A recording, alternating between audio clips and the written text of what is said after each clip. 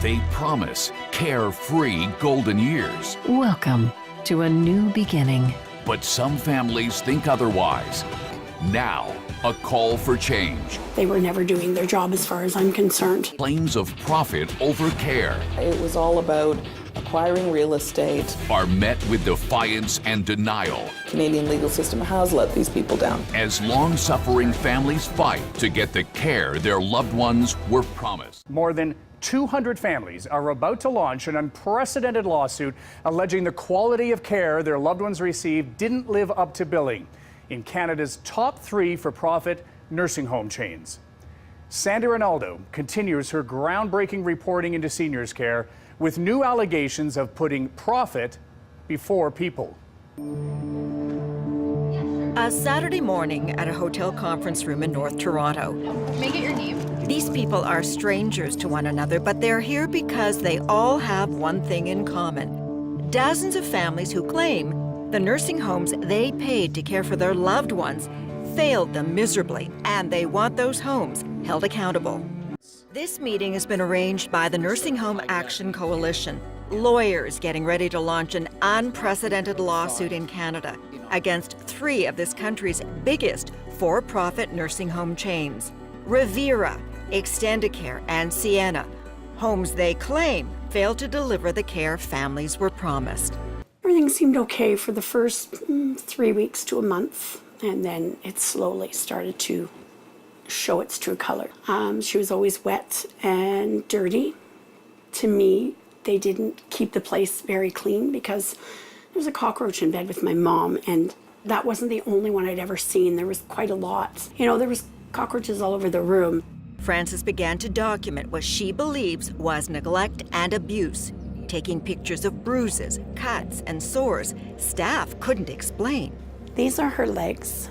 The one nurse told me that she did that. She did that getting in and out of the bathtub. But my mom couldn't walk. And underneath these are cuts. And they have, you see the clearness? Those are, it's like shrink wrap on her to hold her skin together because it's so bad. When your mom passed away, you start to look back at everything that happened. Is there anything that you would have done differently? Yeah, I probably would never again put anyone I love in a home.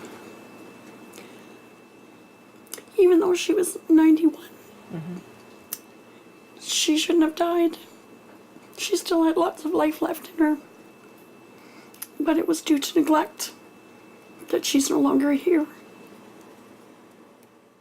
This is not a typical kind of lawsuit. It was stories like this that caught the attention of lawyer Amani Oakley, whose specialty is malpractice suits.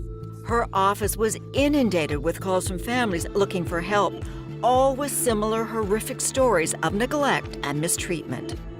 Falling, bed sores, poor nutrition, medication, errors, lack of turning people. Common theme throughout. Yeah.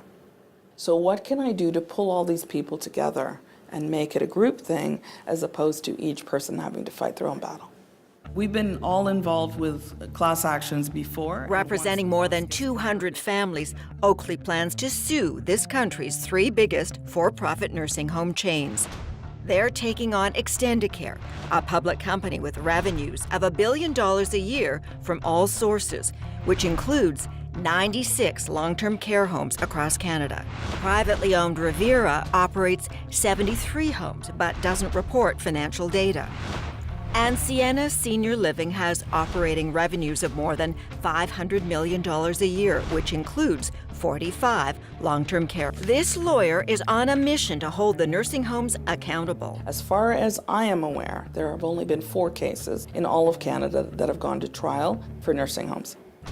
That is pathetic. You can't build a legacy of awards from the courts on 4 cases. So we now have built this giant group that when they move forward, instead of one at a time, you're going to have a court that will be focused, more inundated on what the families are telling them. What's in it for you? I think, I went into law to help people. the number of people out there with these awful, horrific, gruesome stories, it rips my heart, and I feel almost inhuman sometimes having to call people and tell them I can't help.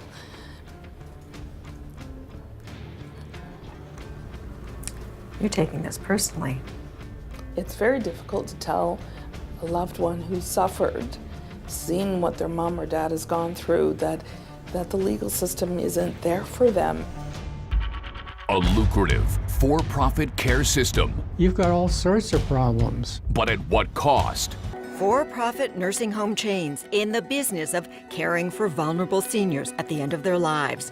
Companies the families claim took their money along with government funding, but didn't spend it sufficiently on the safe, compassionate care they promised. And that is why more than 200 family members like Frances York intend to sue them. Betty McTay agrees something has to change. These people are making their money. The government kicks in so much, the patients are paying so much, and the patients that are in there are not getting their needs met. These homes cannot be allowed to operate the way they're currently operating. These homes are for-profit homes. Clearly, when you have the stories that we've heard of people begging for better care for their parents, that's not working. So what I'm looking to do is hit them where they actually care, and that's shareholder profit, profitability, and making money on this. The management team is all making in the millions. Their targets that they have to meet in order to make bonuses have nothing to do with patient care. It was all about acquiring real estate, maximizing shareholder profit. These chains are making money. In 2017, Extendicare paid its president and CEO, Tim Lukenda, just under $4 million, and it paid out more than $37 million in dividends. That same year, Sienna paid its CEO, Lois Cormack, a little over $1.2 million and paid out $36 million in dividends. So they're making money, but how much is going back into running the homes, paying staff, providing care for patients? According to Rosen, the fine print is not much help. Well, you can see what the totals are, but it's a lump sum figure. And on that basis, you don't know how much is food, how much is nursing salaries, and things of that nature. So the actual breakdown, you have no way of knowing. No. My dad was admitted. But the families joined in the pending lawsuit say these hugely successful nursing homes cut corners at every turn when it comes to patient care. What do you hope will come out of this lawsuit? Ideally, I would hope that no patient ever goes through this thing again. We are an aging population, which makes it even more scary. Is it about the money for you at all? Do you want compensation for your loss? That isn't why I've done this at all. Quality of life. Everybody deserves quality of life. No one deserves to die like that. Frances York feels the same way. She still walks by the Extendicare nursing home where her mother spent her last days. Like the more than 200 families who have now signed up for the lawsuit, she is determined to see it through. Why did you join that group? To make a difference. Because one day I may have to be in that situation, or when I'm gone, maybe my children one day will have to be in that situation. So someone has to stop and change it.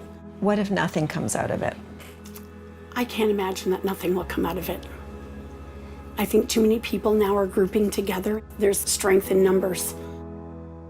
Well, it's not the first time one of those three companies, Extendicare, has faced significant legal challenges.